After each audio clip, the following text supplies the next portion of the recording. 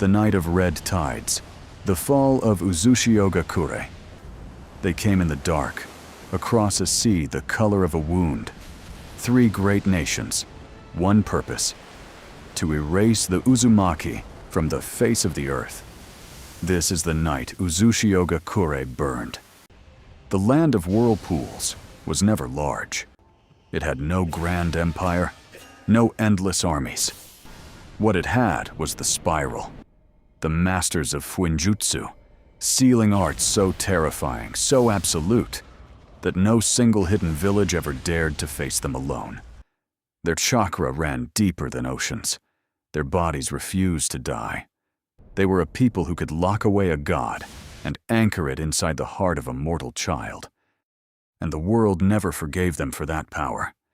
So the world sent everyone: cloud, mist, stone. An unprecedented alliance built on a single, suffocating fear. That one clan of sealers could chain the tailed beasts, shatter the balance of power, and end them all. They told themselves it was a necessary strike, a defensive war. But fear does not build peace. Fear makes armies. Fear makes graves. 3 mighty nations, 1 island.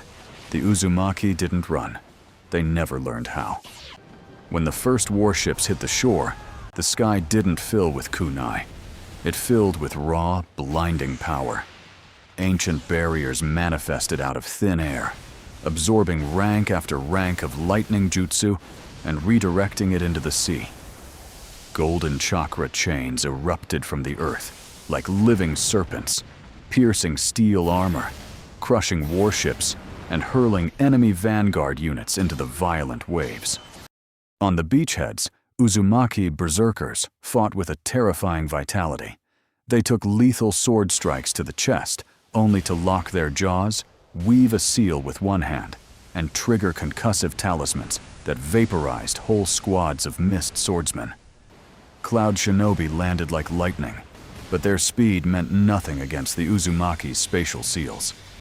Every strike was caught in invisible arrays that trapped kinetic force and detonated it right back in their faces. High above the ramparts, grandmasters moved in unison. They didn't just weave jutsu, they drew seals directly onto the air with glowing, blood-red chakra. A single stroke of an Uzumaki elder's hand could freeze 100 stone golems mid-stride, turning their massive body structures into dust with a single pulse of sealing pressure. For 2 blazing hours, 3 great military powers bled against a small village of scholar warriors who fought like gods. But even oceans run dry. Every seal costs chakra. Every barrier costs a life to hold it. And the Allied forces had counted on exactly that. They didn't come to win a glorious duel. They didn't come for honor. They came to overwhelm an island with sheer, exhausting volume. Wave after wave, regiment after regiment. They threw thousands of soldiers into the meat grinder, sacrificing entire divisions just to drain the Uzumaki dry. As the outer seawalls finally collapsed and the streets filled with ash, the surviving masters answered with everything they had left.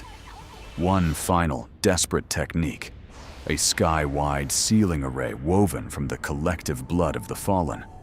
A spatial rift meant to fold reality itself and swallow the entire invading fleet into a void from which nothing returns. It almost worked, almost. But there were simply too many enemy forces. The sky array cracked under the concentrated weight of 1,000 simultaneous jutsu. The last of the grandmasters fell, not to a superior warrior, not to better tactics, but to sheer exhaustion, to overwhelming numbers, and to time. In the burning ruins of the inner sanctuary, a mother pressed a sealed scroll into her child's trembling hands and shoved her toward a hidden boat in the dark water. Run. Carry the spiral. Carry us. The village that sealed monsters could not seal its own fate. By dawn, Uzushiogakure was nothing but floating ash and silence. The 3 nations declared victory. They killed the clan wiped the maps clean, and celebrated the end of the whirlpools. But they could not kill the symbol. Far across the sea, in the Hidden Leaf, every shinobi who wore that red spiral on their armor wore a grave and a promise. The Uzumaki didn't end that night. They scattered like embers on the wind. 3 nations burned an island to slaughter a bloodline. They should have made sure none survived, because one did. And her son would grow up to shake the entire world.